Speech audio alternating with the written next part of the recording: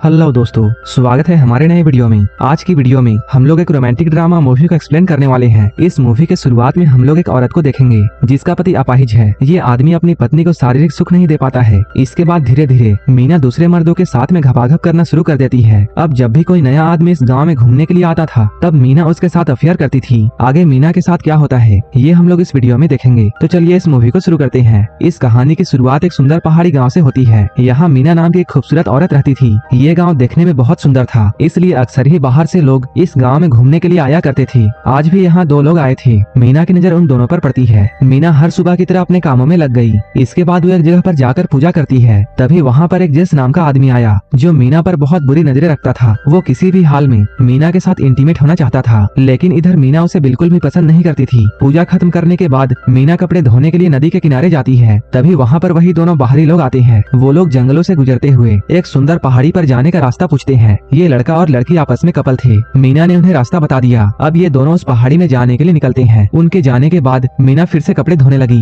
वो गांव वालों के कपड़े धोकर इसके बदले में उनसे पैसे लिया करती थी। वहीं दूसरी ओर हम लोग उन दोनों बाहरी लोगों को देखते हैं। वो लोग अभी जंगल से गुजरते हुए पहाड़ी की तरफ जा रहे थे। जैसे ही वो लोग सुनसान जगह पर पहुँचते हैं, मौका देखकर एक दूसरे के साथ में चुम्मा चाटी शुरू कर देते हैं। इसी बीच मीना भी कपड़े धोकर अपने घर की तरफ लौट रही थी। रास्ते में मीना ने उन दोनों को इंटीमेट होते हुए देख लिया। उन दोनों को देखकर उसका भी मन बहक गया और वह वहीं पर किनारे बैठकर अपने आप को छूने लगी। थोड़ी देर के बाद वो घर वापस लौट आई और घर के कामों में लग गई। मीना के पति का नाम ईथन था, जो 1 साल पहले हुए हादसे की वजह से चल नहीं पाता था। मीना उसका पूरा ख्याल रखती और हमेशा सेवा करती थी। रात को ईथन और मीना बातें कर रहे थे। ईथन कहता है उसकी टांगों का ऑपरेशन हो चुका है, लेकिन वो अब तक ठीक से नहीं चल सका। डॉक्टर ने उसे थेरेपी करने को कहा था, लेकिन थेरेपी के लिए उनके पास पैसे नहीं थे, जिसकी वजह से ईथन उदासी में रहने लगा। लीला उसे दिलासा देती है कि जल्द ही पैसे जोड़कर वो उसकी थेरेपी करवाएगी ताकि वो फिर से चल सके। वो उसे करीब लाने की कोशिश करती है, लेकिन हादसे के बाद ईथन में ताकत नहीं बची थी, इसलिए मीना की चाहत हमेशा अधूरी रह जाती थी। अगले ही दिन गांव में एक नया लड़का आया जिसका नाम काई था। उसी दिन मीना रोज की तरह नदी में कपड़े धो रही थी। काई मीना के पास में आया और उसी पहाड़ी का रास्ता पूछा। मीना ने उसे रास्ता बताया और वो पूछी वो अकेले क्यों है। काई ने कहा उसकी कोई प्रेमिका नहीं है, इसलिए वो अकेले घूमने आया है। बातों बातों में उसने मीना को खाने के लिए एक बिस्किट दिया, जो कि मीना को बहुत पसंद आया। जब काई यहाँ से जाने लगा तब मीना भी उसके साथ चल दी,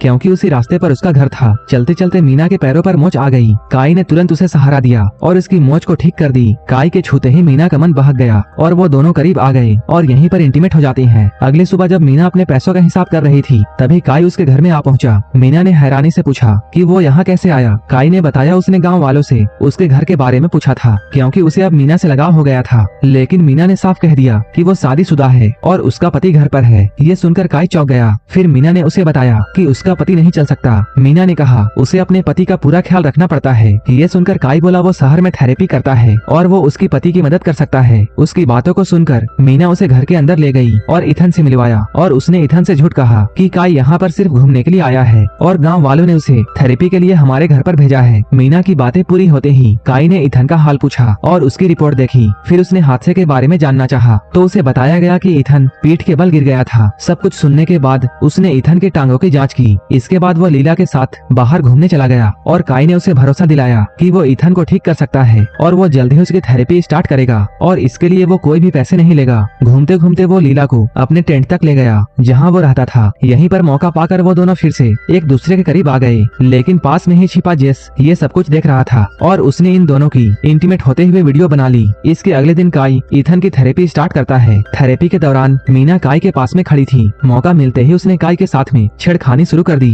थेरेपी के दौरान ईथन दर्द की वजह से अपनी आंखों को बंद किया था, इसलिए उसे कुछ भी पता नहीं चला। थोड़ी ही देर बाद मीना नदी के किनारे में कपड़े धो रही थी। तभी उसके पास जेस आया। आते ही उसने मीना को वही वीडियो दिखाया जिसमें मीना और काई इंटीमेट हो रहे थे। वीडियो देखकर मीना भड़क गई, लेकिन जेस पर उसकी बातों का कोई असर नहीं हुआ। जेस ने धमकी दी अगर मीना ने उसकी बात नहीं मानी तो वो ये वीडियो ईथन को दिखा देगा। वो मीना के साथ में घपाघप करना चाहता था। मीना ने समझाने की बहुत कोशिश की, लेकिन उसने मीना के साथ यहीं पर जबरदस्ती की और उसकी मजबूरी का फायदा उठाया। जेस के हाथों मजबूर होने के बाद में मीना रात को बेचैन रही। अगले सुबह काई फिर से ईथन की थेरेपी करने लगा। उसके इलाज का असर दिख रहा था। ईथन अब धीरे धीरे चलने लगा। थेरेपी के बाद ईथन आराम करने के लिए चला गया, जबकि काई और मीना एक दूसरे से बातें करने लगे। बातचीत बढ़ते बढ़ते दोनों ने फिर से काबू खो दिया और घर के बाहर ही इंटीमेट होने लगे। रात को ईथन जाग रहा था। शायद वो मीना से कुछ कहना चाहता था, मगर मीना को सोता हुआ देखकर वो चुप रहा। अगले सुबह काई ने फिर से उसकी थेरेपी की। अब ईथन चलने लगा था, लेकिन उसके उसके चेहरे पर खुशी दिखाई नहीं दे रही थी। उसी रात मीना काई के साथ में थी। बातचीत के दौरान काई ने पूछा, जब उसका पति पूरी तरह ठीक हो जाएगा तब उनका क्या होगा। मीना ने साफ कह दिया, उसके पति के अंदर ताकत नहीं बची है, इसलिए जब भी काई यहाँ आएगा वो दोनों हमेशा मिलते रहेंगे। धीरे धीरे काई को मीना के साथ में सच्चा लगाव हो गया। काई मीना से कह रहा था कि वो उसे शहर ले जाकर उसके साथ शादी करना चाहता है। तभी अचानक वहाँ पर जेस आ पहुँचा। वो अभी नशे में था और आते ही वो दोनों को गालियाँ देने लगा। उसने काई से कहा उसके फोन में उसकी वीडियो है। पहले तो काई को यकीन नहीं हुआ, लेकिन जब जेस ने वीडियो दिखा दी तब वो हैरान रह गया। इसके बाद जेस ने फिर से मीना के साथ में इंटीमेट होने के लिए उस पर दबाव डालना शुरू किया। इस बार काई के सामने ही उसे वो मजबूर करने लगा। मीना ने साफ मना कर दिया तो गुस्से में आकर जेस ने गन निकाल ली।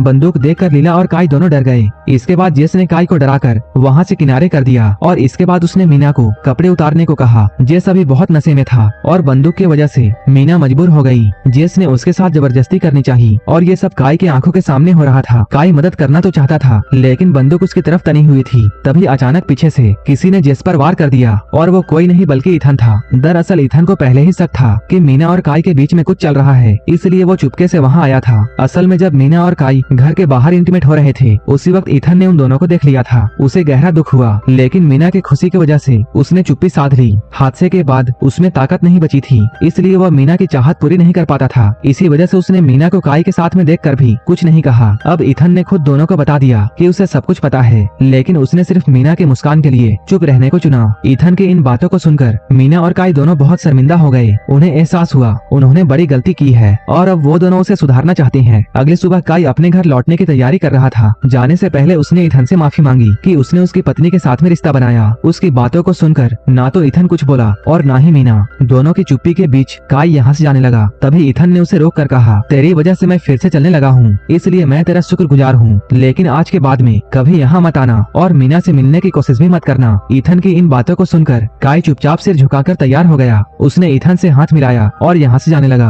काई के जाते ही मीना ने इथन का शुक्रिया अदा किया कि उसने उसकी गलती को माफ कर दी। उसे एहसास हुआ कि उसे दुनिया का सबसे अच्छा पति मिला है, जिसने उसकी खुशी के लिए अपने दिल के गम को बर्दाश्त किया। अब जब इथन फिर से चलने लगा था, उसकी जिंदगी भी अब नॉर्मल होने लगी। धीरे धीरे पति और पत्नी के बीच में दूरियां खत्म हो गई और ये लोग फिर से खुशहाल जीवन जीने लगे और यहीं पर ये मूवी खत्म हो जाती है। ऐसे ही मूवीज के लिए आप हमें टेलीग्राम और इंस्टाग्राम पर फॉलो कर सकते हैं, जिसका लिंक डिस्क्रिप्शन में दिया हुआ है। अगर मूवी अच्छी लगी हो तब एक लाइक जरूर कर देना और ऐसे ही मूवीज